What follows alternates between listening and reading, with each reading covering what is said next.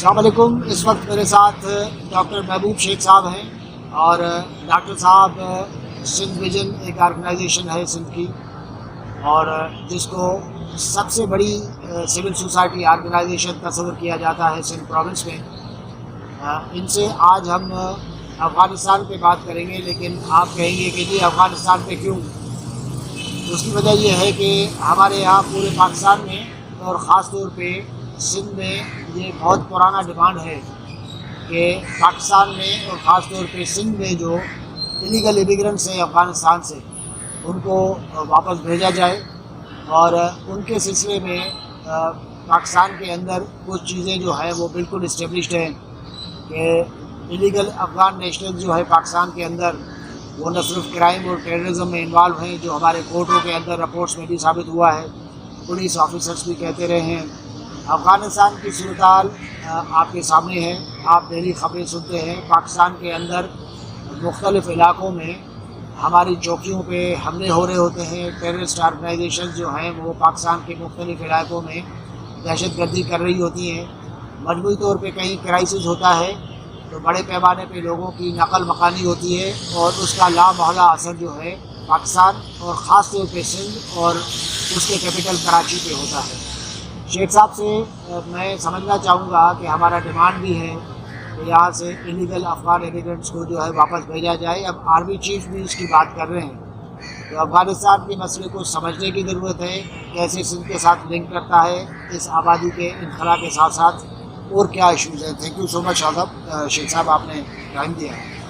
मुझे ये बताएं कि हम लोग यहाँ पे बड़े अरसे से डिमांड कर रहे होते हैं, और ये सिर्फ सिंध में सिंधी बोलने वाले नहीं, लेकिन हर वो फ़र्द सिंध का जो अपने मुस्तकिल मफादात सिंध के साथ कनेक्ट करता है, वो कोई भी ज़बान बात कर रहा होता है, वो ये बात ये करता है कि जी ये मसला जो है वो हल होना चाहिए। ये है क्या, चक्कर क्या है, ये सारे लोग यहाँ पे क्यों आते हैं? और साथ साथ ये है कि एक पाकिस्तान और अफ़गानिस्तान के बीच में एक मुस्तकिल टसल है, इस इशू को कैसे समझें हम लोग? शेख साहब, थैंक यू वेरी मच कि आपने मुझे इस अहम मसले पर बात करने के लिए दावत दी है। और आपका ये प्रोग्राम जो है शायद सिंध में पहला प्रोग्राम होगा जिस पर हम अफ़गानिस्तान के मसले पर तफसीली बात करेंगे। थोड़ा सा हम पीछे जाएंगे, तारीख़ में कुछ चीज़ें देखेंगे। जब पाकिस्तान कायम हुआ और अक़वाम मुत्तहिदा में पाकिस्तान की दरख्वास्त गई मेंबरशिप के लिए, तो दुनिया भर के तमाम मुल्कों ने हिमायत की सिवाय अफ़गानिस्तान की। अब ये इस तरह से हमें लेना है, सोचना है, समझना है कि अफ़गानिस्तान के डीएनए में पाकिस्तान के लिए नफ़रत है, और तमाम तर कोशिशों के बावजूद भी 1947 से लेकर आज तक जितनी भी हुकूमतें आईं, उन्होंने हमेशा कोशिश की है कि अफ़गानिस्तान के साथ ताल्लुकात अच्छे रहें, और अफ़गानिस्तान की मदद भी की है, उनको फैसिलिटेट भी किया है, ये जानते हुए कि यही हमारी एक रास्ता है जिसके ज़रिए अफ़गानिस्तान की तरफ उनका कारोबार, उनको सामान वगैरह सप्लाई होती है। जो अहम तरीन जो डेवलपमेंट हुई पाकिस्तान और अफ़गानिस्तान के ताल्लुकात में, वो पहली अफ़गान जंग में हुई, जब रूसी अफवाज अफ़गानिस्तान की तरफ आई। तो उस वक्त हमारे पास जनरल ज़िया-उल हक़ की हुकूमत थी, और पाकिस्तान चाहते हुए या न चाहते हुए भी उस जंग में शामिल हो गया। और उस जंग के नतीजे में कोई 35 से 40 लाख अफ़गान महाजरीन हमारे पास आ गए, और उनको आबाद करने में, उनको फैसिलिटेट करने में اس وقت کی گورنمنٹ نے بھرپور حصہ لیا. یہاں تک بھی ہمارے گورنمنٹ چلی گئی اس وقت کی کہ ان کو شناختی کارڈ بھی دے دیے گئے, انہوں نے پاسپورٹ بھی بنوا لیے, ان کو یہاں پر تعلیمی اداروں میں داخلہ بھی مل گیا, وہ یہاں پر کاروبار بھی کرنے لگے. اس طرح سے وہ یہاں کے شہری ہو گئے باقاعدگی سے کہ ان کو ان کی تخصیص کرنا, ان کو الگ کرنا تقریباً ناممکن. آپ نے کہا کہ جی افغانستان کے ڈی این اے میں پاکستان دشمنی بسی ہوئی ہے اور اسے آپ نے ایک مثال دی, لیکن دنیا جہان میں جو انٹرنیشنل ریلیشنز ہیں اس میں دوستی اور دشمنی جو ہے وہ مفادات کا کھیل ہے. مطلب ڈی این اے کی بات کرتے ہیں تو اس کا مطلب ہے کہ بات ذرا ڈفرینٹ ہو جاتی ہے نا. آخر وجہ کیا ہے کہ افغانستان جو ہے وہ پاکستان کو ریکگنائز نہیں کیا, اور ابھی تک اگر پاکستان کو ریکگنائز نہیں کر رہا ہے نا پریکٹیکل پہ, تو اس کا کوئی ریزن ہوگا نا. ڈی این اے میں کہاں سے آیا؟ ہاں, بہت عمدہ سوال ہے آپ کا. دیکھیں, کئی صدیوں سے افغانی حملہ آور بر صغیر پر حملہ کرتے آتے ہیں. یہاں پر لوٹ مار کی, یہاں کے خواتین کو اغوا کیا, یہاں پر بچوں کے اوپر ظلم کیا, کچھ عرصے تک حکومت قائم رکھی, پھر چلے گئے. ہم لوگوں نے بجائے اس کے کہ ان کو اس اینگل سے لکھتے کہ وہ حملے آور ہیں, غاصب ہیں ہمارے اس خطے پر, ہمارے لوگوں نے ان کو ہیرو بنا کر پیش کر دیا. تو وہ اپنے طور پر افغانی یہ سمجھتے ہیں کہ یہ تو جو سرزمین ہے میدانی علاقہ پاکستان کا, وہ تو ان کے لیے ایک حلوہ ہے, کسی وقت بھی آ سکتے ہیں, قبضہ کر سکتے ہیں, جتنے دن ٹھہرنا ہوتا ہے وہ ٹھہر لیں گے, لوٹ مار کر کے پھر واپس چلے جائیں گے. جنہوں نے ہیرو ان کو قرار دیا انہوں نے پاکستان بنایا. ڈاکٹر محبوب شیخ صاحب یا ان کے خیال سے اتفاق کرنے والے لوگ اس اینگل سے دیکھ سکتے ہیں, لیکن سوال یہ ہے کہ افغانستان کی طرف سے جو بھی سب کانٹیننٹ پہ ماضی میں حملے ہوئے اس کو تو لوگوں نے اپریشیٹ کیا, اپنا ہیرو بتایا. ابھی بھی آپ کے یہاں پہ ان کو ہیرو بتایا جاتا ہے, تو پھر اس کا مطلب ہے کہ جو افغانستان کے سلسلے میں ان کی ابھی بھی تک محبت ہے تو اس کا تو ہسٹوریکل بیک گراؤنڈ ہے نا. صحیح یا غلط؟ میں بھی وہی تو بات کر رہا ہوں کہ یہ چیز ان کے خمیر میں ہے, یہ چیز ان کے خون میں ہے کہ ہم جائیں گے اس زمینی علاقے پر قبضہ کرتے ہوئے جائیں گے اور ہمیں وہ ہیرو بنا کر پیش کریں گے, خوش آمدید کہیں گے. بالکل اسی سوچ کے ساتھ جنرل ضیاء کی حکومت نے ان کو خوش آمدید کہا, ان کو سب فیسلٹیز پرووائڈ کی گئیں, لیکن حالات بدل چکے ہیں. ہمارے اپنے جو ریسورسز ہیں وہ ریسورسز ہمارے لیے ہی ممکن نہیں ہیں. اس کے بعد پھر دوسری افغان جنگ ہوئی, جنرل مشرف اس میں کود پڑے, پھر جو ہے وہ افغانستان کے لوگ پھر آئے اور پھر یہاں پر سیٹلمنٹ ہوئے, ان کو ہوا. تو یہ سلسلہ رکنا چاہیے. ابھی تازہ کیا ہوا ہے؟ ابھی تازہ یہ ہوا ہے کہ چند دن پہلے انہوں نے چترال سے رات کو کچھ دہشت گرد بارڈر کراس کر کے آ گئے اور ہمارے 2 چوکیوں پر حملے کیے ہیں اور ہمارے جوان شہید ہوئے ہیں. اب ان کے کچھ لوگ تو مارے گئے ہیں یقیناً, لیکن دہشت گردوں کا مرنا تو ایک عام سی بات ہے, لیکن ہمارا جو سپاہی شہید ہو رہے ہیں ہمیں تو ان کی فکر ہے.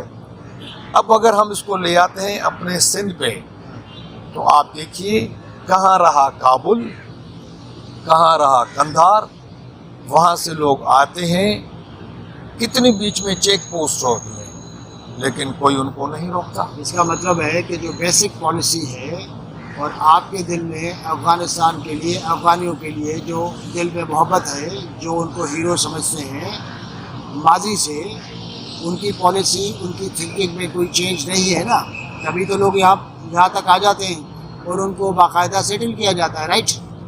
میں سمجھتا ہوں کہ اب جو ہے ریسنٹ پاسٹ میں جو واقعات ہوئے ہیں دہشت گردی کے، اس کے بعد ہم محسوس کر رہے ہیں کہ حکومت پاکستان کی افغان پالیسی میں تبدیلی آ رہی ہے۔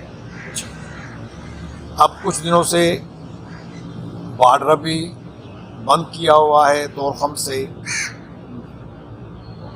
آپ کو یاد ہوگا کہ پچھلی گورنمنٹ کے دوران جو لوہے کی باڑ لگائی گئی تھی سرحد پہ، کروڑوں روپے اس کے اوپر خرچ ہوئے ہیں، لیکن ہوا کیا ہے کہ تقریباً 20-22 پوائنٹس ایسی ہیں جہاں سے انہوں نے توڑ کے اور وہ اندر داخل ہو رہے ہیں پاکستان میں بغیر روک ٹوک کے۔ اور کچھ ویڈیوز تو سوشل میڈیا پر ایسے بھی آ رہی ہیں جس میں وہ دکھا رہے ہیں کہ وہ باقاعدہ باڑ کو کاٹ کے گاڑیوں اور ہتھیاروں سے لیس ہو اندر داخل ہو رہے ہیں، اور ایسی وہ جگہ ہے، ایسے اسپاٹس ہیں جہاں پر شاید ہماری طرف سے کوئی پیٹرولنگ یا چیکنگ نہیں ہے، اور وہ آرام سے وہ ہر جگہ ممکن نہیں ہے، لیکن شیخ صاحب بات یہ ہے کہ یہ باتیں بالکل ٹھیک ہیں، لیکن سوال یہ ہے کہ آپ کہہ رہے ہیں کہ جی افغان پالیسی کے سلسلے میں ہمارے پاس چینج آ رہا ہے، اس کا انڈیکیٹر کیا ہے؟ اب اس کی جو چینج کا انڈیکیٹر کچھ ایسا جو محسوس کر رہے ہیں عام آدمی کے طور پر ہم بھی، وہ یہ ہے کہ اب بارڈر پہ ذرا انہوں نے کچھ سختی کرنا شروع کر دی ہے۔ یہاں سے جو چینی اور آٹا اور دوسری چیزیں اسمگل ہو کر جاتی تھی، اب اس کو روکا ہے۔ اب دیکھیں نا، ہمارے بھی تو لوگوں کا مائنڈ تو دیکھیں کہ سابق وزیر داخلہ ہمارے تھے رانا ثناء اللہ صاحب، جب ان سے پوچھا گیا کہ ہمارے یہ افغانستان کے راستے ڈالر اسمگل ہو رہے ہیں، اتنا طاقتور وزیر داخلہ ہونے کے باوجود انہوں نے کہا کہ جی ہم بے بس ہیں، لاچار ہیں، وہ تو بوریوں میں بھر کے ڈالر جا رہے ہیں۔ اب اگر اس ریاست کی پالیسی یا سوچ میں چینج آیا ہے، یا اس وقت کی حکومت کے سوچ میں چینج آیا تھا؟ میں سمجھتا ہوں اس وقت کی حکومت نے تو آپ نے خود کہا کہ رانا ثناء نے کہا کہ یار ہم لوگ بے بس ہیں۔ میں سمجھتا ہوں کہ ریاست کی پالیسی میں چینج آئی ہے۔ بارڈر کو بند کرنا ایک خاص واقعے کے بعد ماضی میں بھی ہوتا رہا ہے، تو کیا بارڈر ایک سرٹن ٹائم کے لیے بند کرنے کو آپ ایک انڈیکیٹر کے طور پہ لیں گے کہ اب افغان پالیسی میں چینج آ رہا ہے؟ دیکھیں، کسی نہ کسی طرح سے ہمیں کوئی نہ کوئی انڈیکیٹر لے کے چلنا پڑے گا تاکہ ہم اس کو کہہ سکیں کہ ہاں بھائی کوئی تبدیلی آئی ہے۔ ابھی جو واقعہ ہوا ہے چترال کا، وہ ایک وفاقی حکومت کی سوچ میں ہم کہہ سکتے ہیں کہ اس کی وجہ سے کوئی تبدیلی آئی ہے، اور وہ یوں سمجھیں کہ مجبور ہو گئے ہیں کہ ان کو روکیں اور ان کے اوپر کنٹرول کریں، اگر نہیں کیا تو وہ اور بھی بڑھتے جائیں گے۔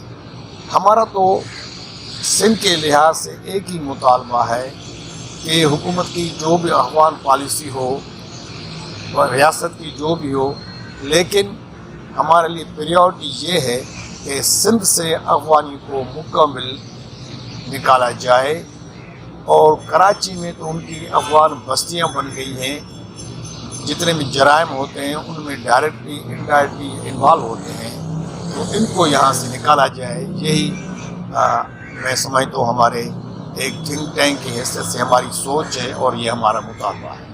لاسٹلی مجھے بہت بریفلی بتائیے کہ نہ صرف سندھ ویژن بلکہ سندھ کی ساری پولیٹیکل پارٹیز، خاص طور پہ سندھی پولیٹیکل پارٹیز یہ ڈیمانڈ کرتی ہیں، ڈیمانڈ تک یہ معاملہ رہے گا، یا آپ سمجھتے ہیں کہ ملک کے جو اصل پاورفل کوارٹرز ہیں ان سے بات کرنے کی بھی ضرورت ہے، کیونکہ بہت سارے لوگ کہتے ہیں کہ جی آپ بات تو کسی سے بھی کر سکتے ہیں. کیا آپ اس چیز کی حمایت کرتے ہیں کہ ملٹری اسٹیبلشمنٹ جو ہے اس کی لیڈرشپ سے بات کی جائے کہ جی آپ بھی بات کر رہے ہیں اور یہ بڑی خطرناک صورتحال ہو گئی ہے، ہمارے کنسرنس ہیں سندھ کے بھی، آپ اس پہ نیوز کریں؟ ہاں، میں آپ کی اس تجویز سے متفق ہوں، اس سوچ سے متفق ہوں کہ ہمیں بات کرنی چاہیے ریاست کے کسی بھی اہم ترین ادارے سے، یا وہ ادارے جو میٹر کرتے ہیں ہمارے ملک کے معاملات میں، وہ ہمیں تسلیم کرنے ہوں گے. اسٹیبلشمنٹ کا وجود ہے وہ تسلیم کرنا ہوگا اور ان سے بات کرنی ہوگی.